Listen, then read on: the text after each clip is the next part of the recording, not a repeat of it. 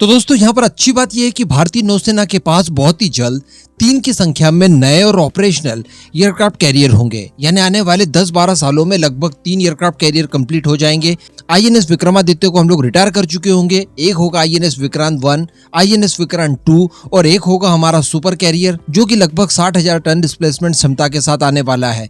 इनके ऊपर होंगे कम से कम 100 की संख्या में टैड बीएफ और 26 की संख्या में रफाल एम। कहने का मतलब एक बहुत ही बड़ी ताकत बन चुके होंगे भारतीय नौसेना के आधार पर। लेकिन दोस्तों यहाँ पर एक परेशानी हमेशा हमारे सामने खड़ी रहेगी, जो परेशानी हम भी हमारे दुश्मनों के लिए हमेशा तैयार रखेंगे और वो रहेगी एंटीशिप मिसाइलों को लेकर। हम सभी जानते हैं कि भारत खुद भी एंटीशिप मिसाइल के क्षेत्र में बहुत काम कर रहा है। एंटीशिप क्रूज मिसाइल हमारे पास है ब्रह्मोस के रूप में। Antiship cruise missile subsonic speed में भी होगी हमारे पास, निर्भया मिसाइल का वेरिएंट। इसी के साथ साथ हमारे पास हाइपरसोनिक एंटीशिप मिसाइल होगी और सबसे बड़ी बात हमारे पास एंटीशिप बैलिस्टिक मिसाइल भी होगी अग्नि प्राइम के रूप में, जो कि बहुत ही ज्यादा खतरनाक, बहुत ही ज्यादा घातक होगी और इनसे किसी भी एयरक्राफ्ट कैरियर को बचा पाना बहुत ज्यादा मुश्किल होता है।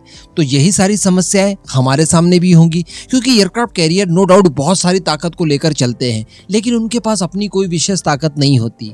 इसके लिए जरूरी होता है कि उसके लिए बॉडीगार्ड तैयार किए जाएं, ऐसे बॉडीगार्ड जो कि उन्हें स्पेशली एंटीशिप मिसाइलों से बचा कर रखें। अब चाइना की अगर बात की जाए तो चाइना के पास भी लगभग सभी तरह की एंटीशिप मिसाइल्स होगी आने वाले कुछ ही समय में। ऑलरेडी उसके पास एंटीशिप बैलिस्टिक मिसाइल्स है, क्रूज मिसाइल्स भी है, हाइपरसोनिक एंटीशिप मिसाइल्स भी होंगी उसके पास। अब हम लोग यहाँ पर सभी जानते हैं कि चाइना कभी भी भारत से डायरेक्टली युद्ध नहीं करेगा। पाकिस्तान जो कि ऑलमोस्ट उसकी कॉलोनी बन चुका है, वो इन फ्यूचर भारत से पाकिस्तान को भिड़वा सकता है और अपनी एंटीशिप मिसाइलें पाकिस्तान को दे सकता है, ताकि भारत के एयरक्राफ्ट कैरियर्स के ऊपर ये अटैक करके उन्हें नुकसान पहुंचाए। अब अगर ऐसी परिस्थितियां आती है तो भारत के लिए संभवतः बहुत ज्यादा खतरनाक हो सकता है। इस वजह से भारत को शुरुआत से ही तैयारियां करके रखनी पड़ेगी, ताकि हमारे तीनों एयरक्राफ्ट कैरियर किसी भी युद्ध की परिस्थिति में बिल्कुल सुरक्षित रहे और किसी भी तरह की कोई भी एंटीशिप मिसाइल हो उसे हम लोग रोकने के लिए सक्षम हो। इसके लिए क्या उपाय है?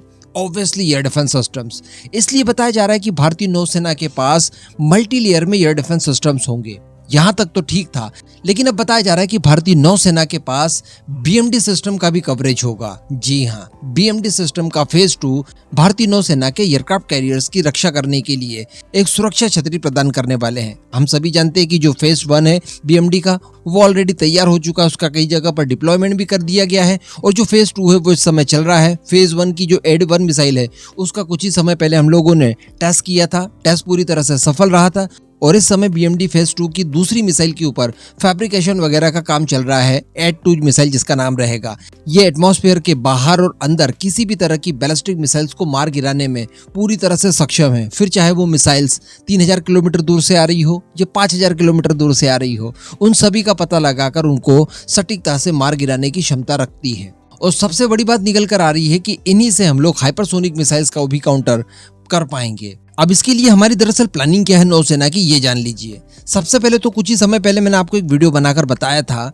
कि भारत का जो एनजीडी प्रोग्राम है, नेक्स्ट जनरेशन डिस्ट्रॉयर प्रोग्राम, जिसके तहत लगभग 50,000 करोड़ रुपए खर्च करके कुछ नेक्स्ट जनरेशन के डिस्ट्रॉयर्स भारतीय नौसेना में शामिल किए जाएंगे, जो कि विशाखापट्टनम क्लास के पुराने डिस्ट्रॉयर्स को रिप्लेस करने वाले हैं।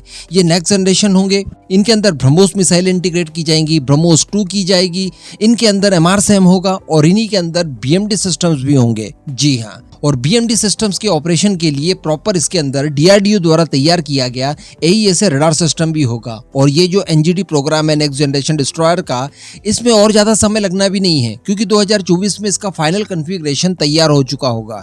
यानी जिस तरह से हम लोग फाइटर जेट के केस में देखते हैं उसका सीडीआर वगैरह कंप्लीट किया जाता है, तो इस तरह का जो सीडीआर है, जो फाइनल कॉन्फ़िगरेशन और ताकत होगी उसकी, उसे 2024 में कंप्लीट कर लिया जाएगा। उसके बाद इनका निर्माण कार्य शुरू करवा दिया जाएगा। तो इनके अंदर तो बीएमडी सिस्टम होगा ही होगा, साथ में जो हमारे और भी जो फ्रंटलाइन शिप होंगे, जो हमारे क्रूजर्स वगैरह भी होंगे, उनके अंदर भी बीएमडी सिस्टम का डिप्लॉयमेंट किया जाएगा, जो कि भारत को न्यूक्लियर अटैक से तो बचाने की क्षमता प्रदान करेंगे ही करेंगे, साथ में हमारे एयरक्राफ्ट कैरियर्स को भी युद्ध की परिस्थिति में सुरक्षित रखेंगे।